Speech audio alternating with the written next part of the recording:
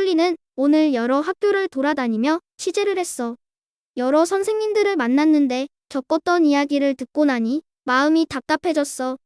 수업 중에 멋대로 행동하는 아이들을 어쩌지 못하게 된 이야기, 학생들이 운동장을 자유롭게 쓰지 못하게 된 이유까지. 취재를 마친 쿨리는 지금 수첩을 꽉 쥐고 뉴쌤을 만나러 가고 있어. 뉴쌤은 해결책을 알고 계실까? 뉴스쿨 TV. 쌤, 오늘 여러 학교를 돌아다니며 선생님들 이야기를 들었는데 들으면 들을수록 답답하고 마음이 무거워지더라고요.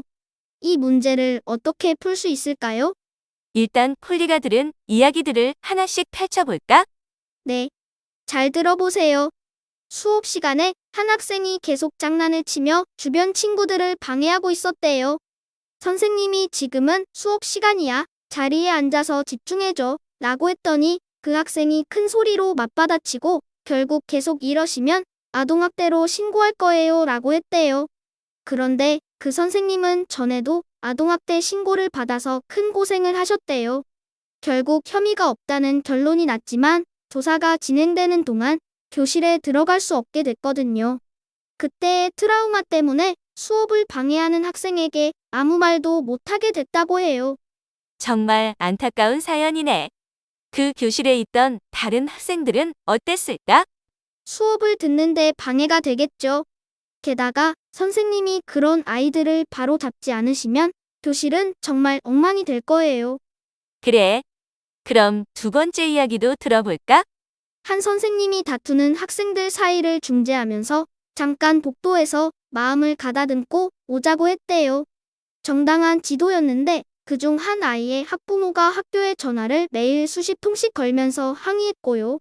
선생님은 며칠 동안 전화를 받고 설명하고 사과하는 일을 반복하다 보니 수업 준비할 시간이 없었다고 해요. 선생님께서 수업을 준비할 수 없었다면 그 수업을 듣는 학생들은 양질의 수업을 들을 기회를 놓쳤으니 그 피해를 고스란히 입을 수밖에 없었겠네. 그 생각까진 못했는데 결과적으로 학생들이 학습권을 침해받은 거네요. 다음에 말씀드릴 사례도 비슷한 것 같아요. 그 학교는 작년부터 쉬는 시간이나 방과 후에 아이들이 운동장을 쓸 수 없게 됐대요. 운동하다가 다칠 수 있다면서 몇몇 학부모님께서 민원을 넣으셔서 그런 규칙이 생겼대요. 그것 때문에 아이들은 불만이 많은데 선생님들도 어쩔 수가 없었다고 해요. 쿨리 말대로 그 역시 학생들의 피해로 이어진 사례라고 할 수 있겠네. 사실 학창시절에 운동장에서 친구들과 마음껏 뛰어노는 시간은 몸과 마음을 성장시켜주는 값진 시간인데 그걸 통째로 놓치는 거잖아. 자, 이제 쿨리 이야기를 다 들어봤으니 좀 더 깊이 대화를 이어가 보자. 쿨리는 지금까지 살펴본 세 가지 사례의 공통점이 무엇이라고 생각해? 선생님이 힘든 점을 이야기해 주신 건데 결국 피해자는 학생들인 것 같아요. 바로 그거야. 교권이 무너지면 학생들이 누려야 할 학습권도 함께 무너져. 선생님의 권리와 학생의 권리는 서로 반대가 아니라 같은 방향을 향하고 있거든.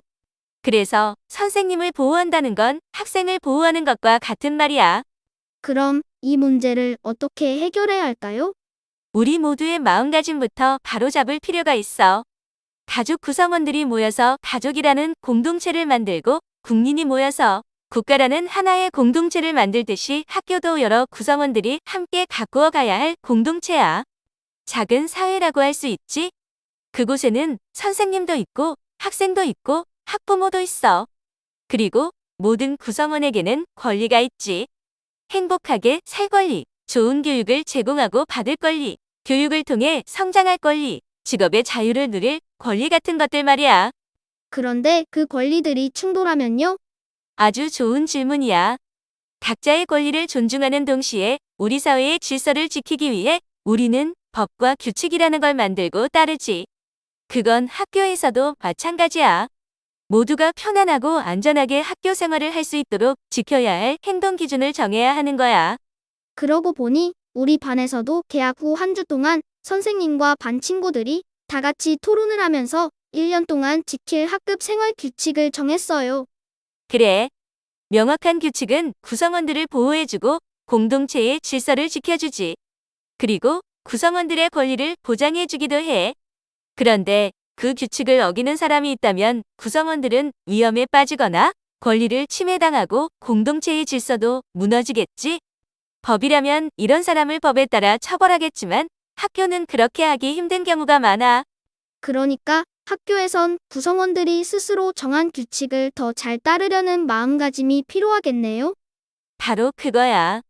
학교는 법보다 더 가까운 것으로 움직여야 하기 때문이지. 여기서 중요한 건 이 규칙이 어떻게 만들어지느냐야. 아까 운동장 사용 금지 이야기 기억하지? 네. 몇몇 학부모님이 민원을 넣어서 생긴 규칙이었어요. 그 규칙 만들 때 학생들 의견은 반영됐어? 아니요.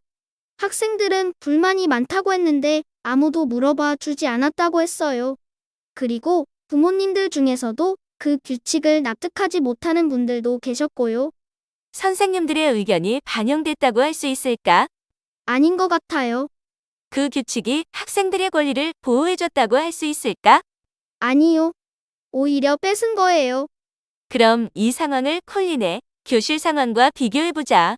아까 개학 후에 선생님, 친구들 다 함께 토론해서 1년치 생활 규칙을 만들었다고 했잖아. 그 규칙을 지킬 때 어떤 마음이 들어? 제가 직접 참여해서 만든 거니까 왜 이 규칙이 필요한지도 알고 그래서 더 잘 지키게 돼요. 바로 그거야.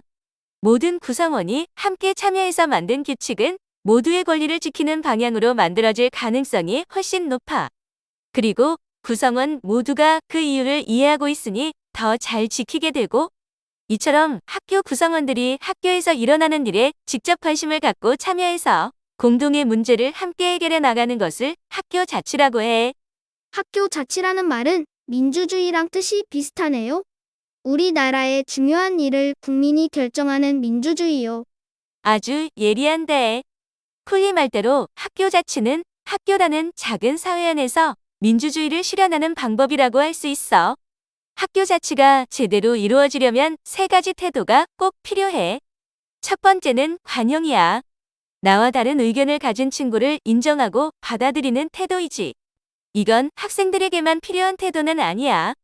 선생님은 학부모와 학생들 입장에서, 학부모는 선생님과 학생들 입장에서, 학생들은 선생님과 학부모 입장에서도 생각해 보는 거야.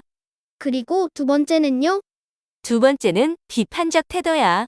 저와 다른 의견을 막 비판하는 거요. 마구 공격하라는 게 아니라 어떤 일이 생겼을 때 무조건 따르거나 무조건 반발하는 대신 이게 정말 공정한 걸까? 왜 이 규칙이 필요한 걸까? 하고 따져보는 거야. 운동장 사례에서 학생들이 왜 우리 의견은 안 물어보죠? 라고 문제를 제기할 수 있는 것도 비판적 태도야. 무조건 찬성하거나 반대하는 게 아니라 왜 그런지 생각해 봐야 한다는 거네요. 맞아. 그리고 세 번째는 양보와 타협이야. 내 의견만 옳다고 고집하지 않고 공동체 전체에 더 좋은 방향이 있다면 받아들이는 거야. 어떤 규칙이 나한테는 조금 불편하더라도 모두에게 필요하다면 따를 수 있는 것처럼 이 세 가지가 있어야 학급 회의가 제대로 굴러가고 교실, 나아가 학교라는 공동체가 모두에게 좋은 공간이 돼. 그런데 이런 마음가짐만으로 해결이 안 되는 심각한 갈등도 있잖아요. 그래서 제도가 있어. 학교에서 폭력 문제가 생기면 학교 폭력 대책심의위원회라는 곳이 담당해. 피해 학생을 보호하고 가해 학생의 처분을 심의하는데 양쪽 모두 자기 입장을 말할 기회가 주어져. 선생님과 학생, 학부모 사이에 갈등이 생기면 교육지원청에 있는 교권보호위원회가 중재를 해.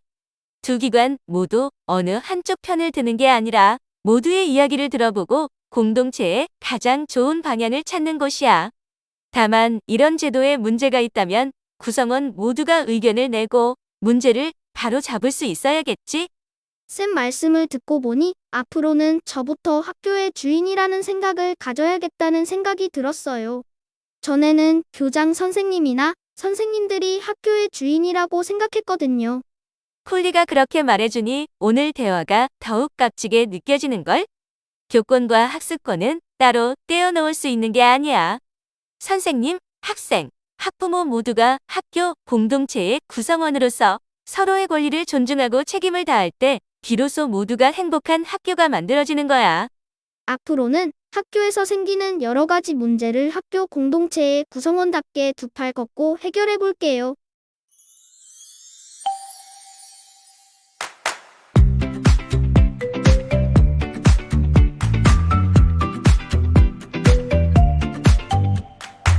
화면을 열면 새로운 세상이 보여. 어제 본 뉴스도 교실로 들어오네. 궁금증 가득한 눈빛으로 질문해. 함께 걸어가며 지혜를 쌓아볼까? 뉴스와 교과서가 하나로 만나는 곳. 뉴스쿨 TV에서 꿈을 키워가요. 굴리의 호기심 뉴스의 매지혜로 반짝이는 내일 우리 함께 만들어요. 반짝이는 내일 우리 함께 만들어요. 어렵게만 느껴진 세상의 이야기도 친절한 설명에 고개가 끄덕여져. 틀린 답은 없어. 질문이 중요해. 함께 나누면 지식은 커지니까. 뉴스쿨 뉴스쿨 오늘도 즐거운 배움이었어. 다음 주에 또 만나. 뉴스쿨 홈페이지에는 더욱 재미있는 뉴스 이야기가 가득해요. 궁금하다면 홈페이지로 놀러오세요. 뉴스쿨 TV 유튜브 채널 구독, 좋아요, 알림 설정도 잊지 마세요.